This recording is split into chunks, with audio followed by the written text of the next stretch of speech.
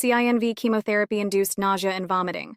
Hi, it's Jane. Today, I'd like to talk about full-version chemotherapy-induced nausea and vomiting, called CINV. Let's review about definitions, risk factors, assessment and management strategies recommended for practice adherence to guidelines by Oncology Society. Nausea is a subjective sensation of imminent vomiting, with associated symptoms that include tachycardia, sweating, pallor, dizziness, and excessive salivation, may or may not result in vomiting.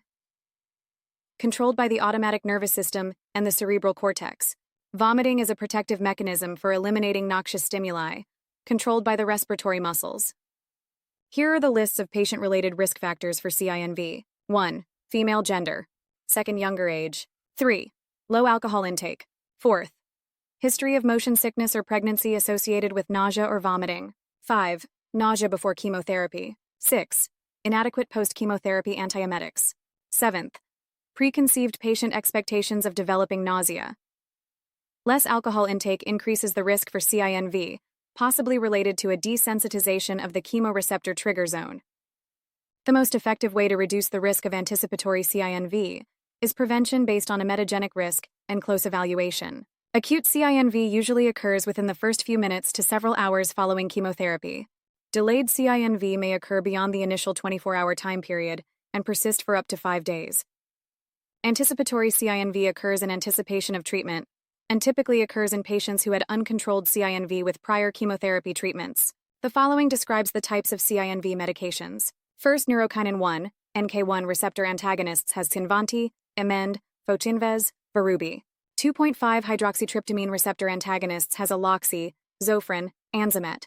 3. Sustained release granisertron has Kitril, Sustol. 4. Olanzapine, 5. Dexamethason sparing-regimen.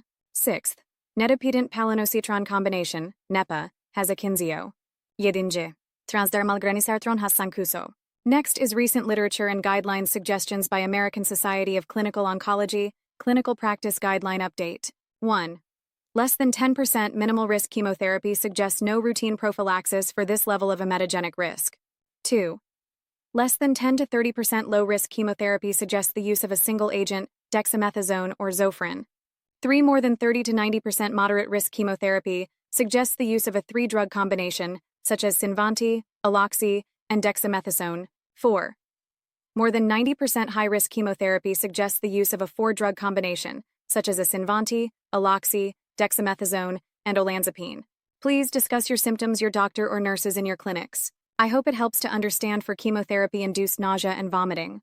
Thank you for watching.